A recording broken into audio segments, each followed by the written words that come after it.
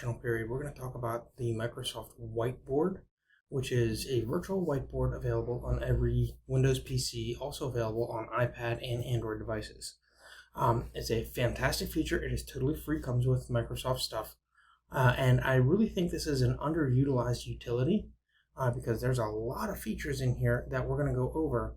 Hopefully I can showcase some of them and how it applies to the classroom and see more teachers using this. I really think this is a fantastic tool in the educational environment. So with no further waiting, here we are. So I have my shortcut already down here. Typically it can be found in the start menu of Windows 11. Right here, Microsoft Whiteboard. Or if you don't have it, you can also download it from the company portal. It's available through all of Pearland ISD things. Now I have the whiteboard on my computer here, and in the meantime of doing this, I'm also going to have it doubled here on my iPad. Okay, so I'm managing two devices in real time just to show you how fast this is. All right, so just some of the features within Microsoft Whiteboard. It is exactly what it says, a virtual whiteboard. So I'm going to hit New Whiteboard, and it's going to give me the option here to do a template. Now it has a whole lot of templates. Brainstorming, problem solving, design and research strategy. I mean, it's got games in here. You got all kinds of templates to use. This is a huge resource.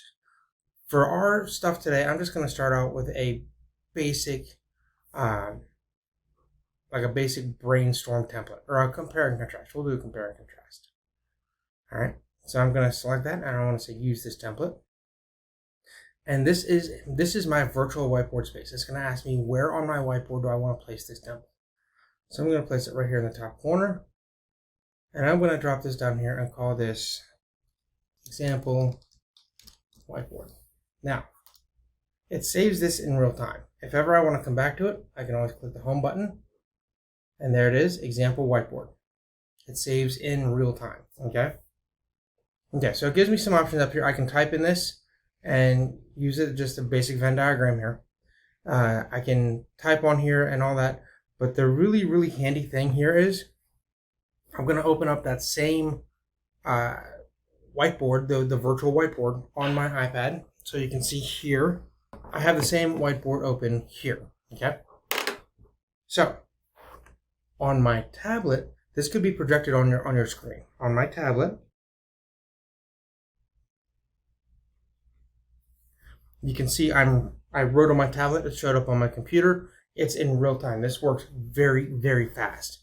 You can do all kinds of stuff in here. You've got different pens, same as OneNote. The thing I like about this is you also have a laser pointer. So I can circle what I want to draw attention to. That circle shows up on my tablet. And I'm going to do the same thing from my tablet, but I'm going to do a green laser. And there you have it. So that just kind of, like a laser pointer, it shows up, it highlights what you're after, and then it goes away. It's not permanent. And then, of course, you've got your writing tools here. Double click on it again. You can change the size, color, all that stuff. It's fun. You can add post-it notes, just like you would on your whiteboard. You can add different emojis. So I want to put a smiley face right there, or you're on fire, or something like that. I can add a chat box. Maybe I think I could type.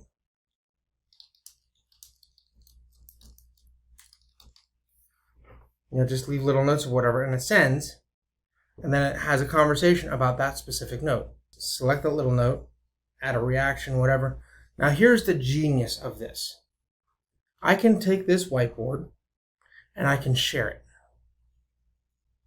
I can do by specific view, or I can copy the link and I can paste that link in Canvas or in OneNote, where students can share the whiteboard for project-based learning, group work, etc., etc. And they don't have to get up and go around the room a whole lot. They can do everything right here from the computer. Okay? It also works across space. So students don't necessarily have to be in the classroom.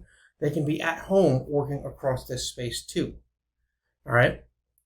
The other awesome thing is I go up here to settings. I can export everything I do on this whiteboard as an image or a PDF and save it as class notes. Now here's what I really, really like. So I did the example whiteboard right here, this one here. I can have unlimited whiteboards. So I could say new whiteboard. I'm just going to start with a blank canvas. Call it group 1. And then share this link as a group 1. And then create another whiteboard, group 2, another whiteboard, group 3. Or I can share this whiteboard, copy link, and this is where we do our class notes for the day. This is what I use for instruction. Now, if you have other things that you need to bring in, you see here I have the text box. I can do the shapes.